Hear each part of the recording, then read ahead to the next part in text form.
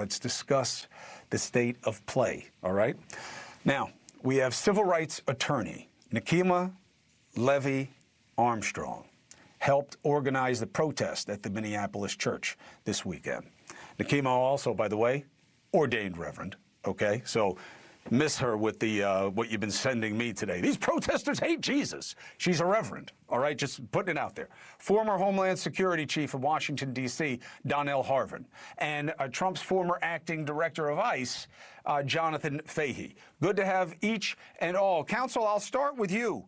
Counsel Armstrong, how do you believe that the protesters, were they supposed to go into a place of worship as far as you understand about the video that we're seeing? Absolutely. We went into and that is legal. Why? That's the context. We were invited into the church. The pastor himself is on video calling it a public gathering, a public church service. So we were invited in, and contrary to your opening statement saying BLM protesters busted in, that's absolutely inaccurate. As a matter of fact, most of the people who were a part of the protest were everyday, ordinary citizens who are frustrated with the brutality that we have dealt with at the hands of ICE.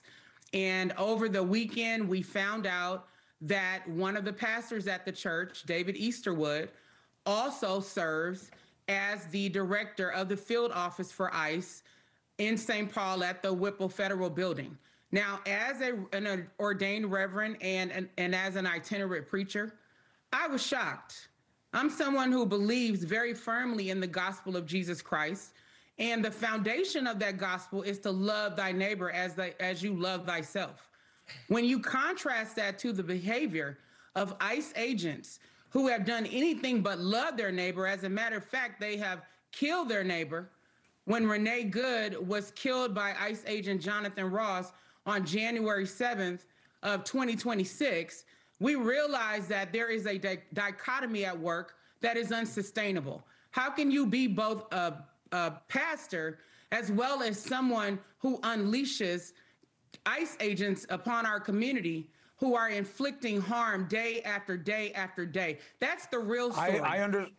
I understand the grievance. I cover that story here every day, Nekima. What I'm saying is, are you open to, one, the pastor saying, I did not invite them in, and he says on tape many, many times, I don't want them here. I didn't ask them in. They came in. But that's a question of fact. Let's put it to the side.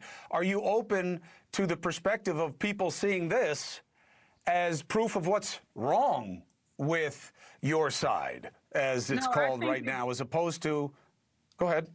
No, I think it's proof of what's right, because what you may not realize is that we walked into the church, sat down, participated in the service, singing the songs along with the parishioners, and even praying along with the parishioners. And during the pastor's prayer, he specifically said, Lord, I pray that you will chasten us and help us to get our house in order. So once he was done praying, as a reverend, I stood up. I was the first person to stand up. And I started walking towards the side. And I said, excuse me, Pastor, you just prayed that you wanted God to chasten you or chasten this church and help you get your house in order. And the pastor said, correct. And then I said, well, help me understand, why is David Eastergood a pastor here and part of ICE? Now, as I said that and I uttered the name David Eastergood, that's when the pastor said, shame, shame, because he did not want the congregation to know that David Easterwood serves in a dual role. So that's what I think is missing from the context here. I get it. But here's the problem. While you're telling that story, we're seeing something that is not that. We're seeing a bunch of people with cameras in his face, yelling at parishioners or whatever they're called, and a lot of other things. But I get where you're coming from on it. That's why I invited you on. I wanted you to tell people what your experience there was. Now let's discuss, okay? So I'll start with you. Donell, you hear that reckoning of the event and how it was intended. Do you believe that it becomes a trespass anyway? Well, my angle is Homeland Security and protecting the public. And I think that, just like in anything, just because you can do it doesn't mean you should do it. Quite frankly, I look at it from a bigger picture. People like me have spent the last 2 decades trying to protect houses of worship. Just a few weeks ago, we had a house of worship in Mississippi burned, a synagogue. We had people go into churches and shoot people. And so my take on this is, yeah, sure. I don't think that political activity should be done in houses of worship. I think they should be protected. You could have set up across the street. There's a lot of places you could have gone, particularly when houses of worship have been a target specifically over the last few years. I mean, you just look at the children. But there was no violence. There was no violence, Donell, and if they had done that, we wouldn't be talking about it right now. No, but what I'm saying is that, as a society, we've kind of become desensitized to violence. And all you need, take a Kyle Rittenhouse type of character to go out there and take matters into their own hands. Houses of worship should be protected, and they should be places that people worship and not do political activity. We know that political activity can become violent. And when people see this online on the far right, you talk about the left and the right, when people are consuming this from the far right, and I've been looking at conservative media all day, all weekend about this, they're becoming radicalized by this. What's to stop them, Pastor, from going to a black house of worship like the Proud Boys did in D.C. when I was there, and doing vandalism or staging their own type of events? And so this is not, I think, what we want as a community, as a homeland security and public safety community, to happen in houses of worship. It just makes our jobs a lot easier, harder. Nekima, I'll have you respond to that, but I would point out to the audience, again, you can feel how you want about what the law was or how the decorum was. We do not see anybody being physically assaulted in this situation or even threatened as such. Just for the record to be clear. Nekima, please respond, and then I want to go to Mr. Fahey. Well, my first response to Donell is that the analogy you're using does not apply here. The reality is that we are nonviolent, peaceful demonstrators coming to engage in a dialogue with the church about an issue that is inherently political. And the claim that politics doesn't belong in the church, what planet are you living on? Jesus was inherently political by bringing forward this call to focus on the poor, the just, the neighbor, pay unto Caesar what Caesar is due. And as a matter of fact, if I recall correctly from the word, he went in the church and flipped over the tables of the money changers. So let's not get it twisted. This is not a homeland security issue. And I take issue with you trying to analogize it for clicks or whatever you're trying to do, sir. The point is, we went in there peacefully. And if you look closely at the videos, you will see protesters speaking calmly with parishioners. Some of the parishioners wanted to know and understand why we were there. They had no idea, many of them, that David Eastergood was the director, is the director of the ICE office in St. Paul. So they were calmly communicating with protesters. I helped to lead some of those chants. One of the first chants that I led was hands up, don't shoot, to let them know we come in peace.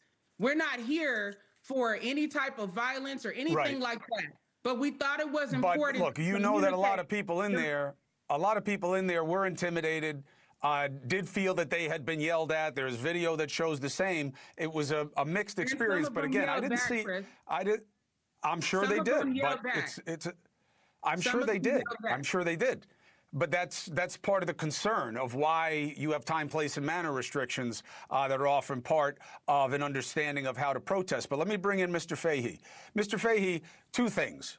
One is the micro of this situation. But let's deal with the macro first, if we may, which is, do you understand why there is a growing amount of rejection of the tactics that ICE is using on citizens and some non-violent potential illegal immigrants?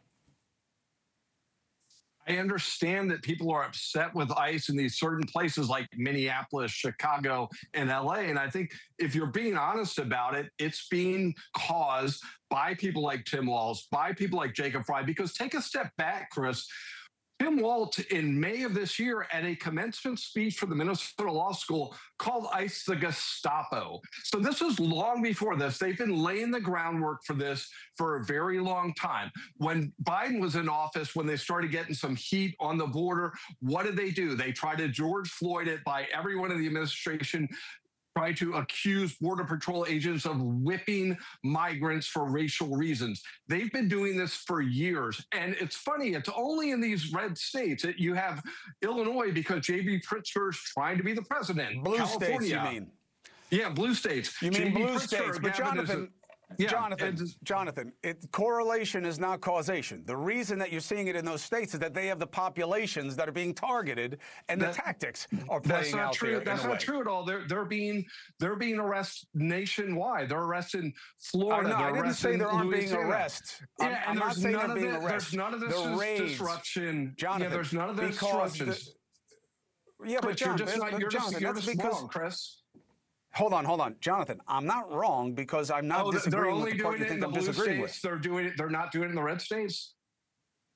They are raiding in blue states, targeting these population centers in a way that we have not seen in red states yet. And these policies are inherently political, to your point, which is why red and blue may see them differently. Well, let's go to the politics. Here's one thing. Let's go. Wait, Jonathan, I don't want to. Hold on, Jonathan. I don't want to talk about the politics per se, but I do want you to clear up one thing. Your other guests talk for 15 minutes about whatever. I'm going to let you talk. I check everybody on the show, Jonathan. That's why I invited you. If I didn't want you to talk, you'd still be home. What I'm saying is this: I'm still home. You say one thing. I meant it figuratively.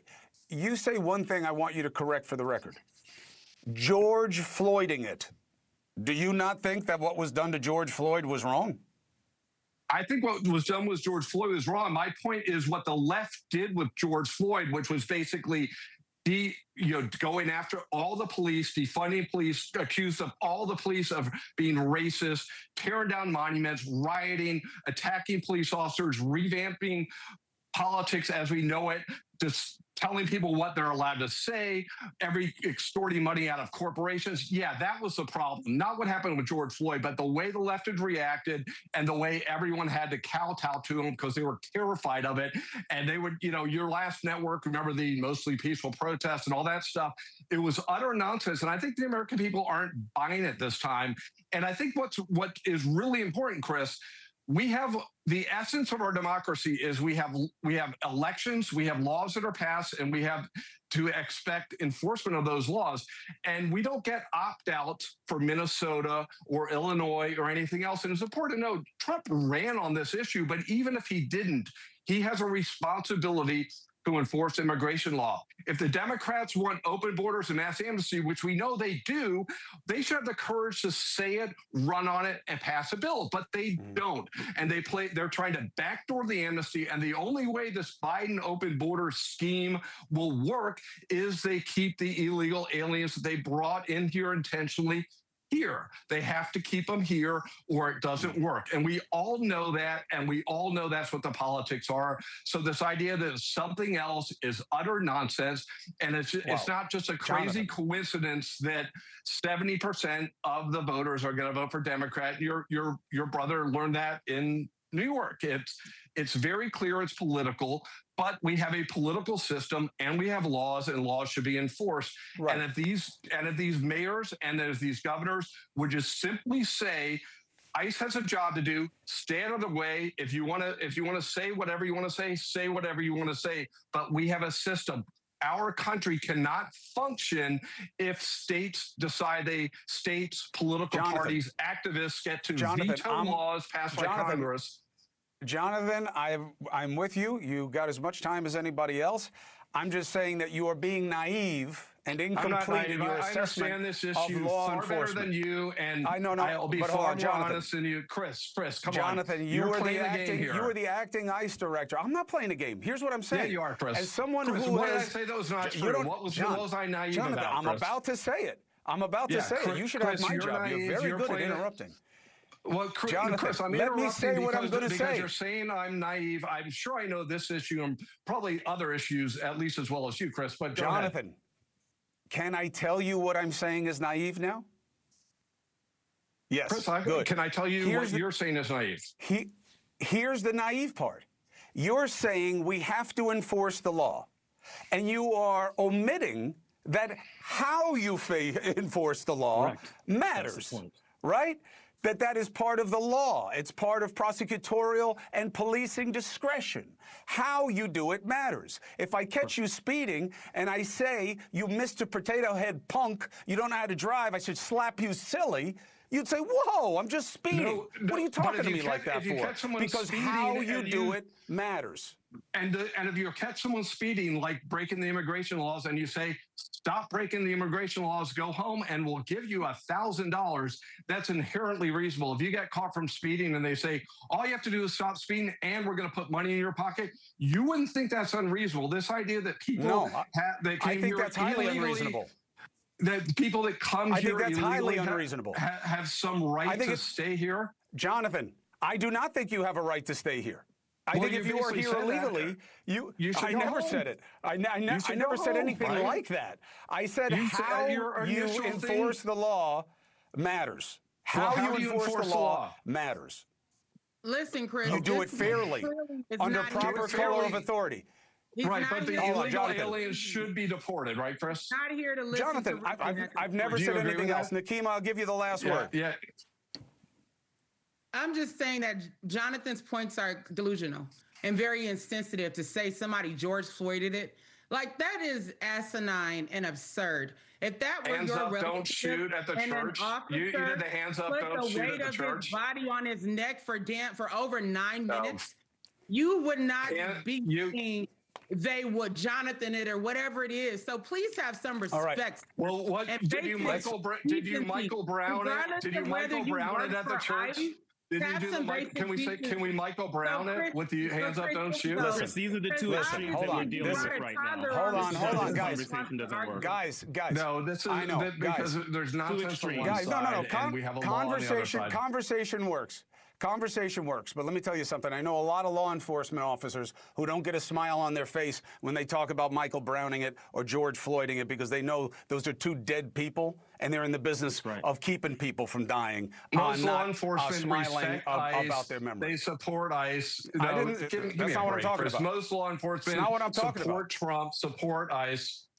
Jonathan, listen, first of all, we'll see who supports and who doesn't. But you can support ICE and want them to do the job the right way. That's all I'm saying. But I appreciate you coming here. Nekima, I appreciate you. Donell, I appreciate you the most because you came at me the least. No, I'm kidding. I appreciate the dialogue with each and all of you. Let's do it again. Let's do it again as we learn more. Thank you for watching. Subscribe below and download our NewsNation app right now on your phone, and you will get fact-based, unbiased news for all Americans.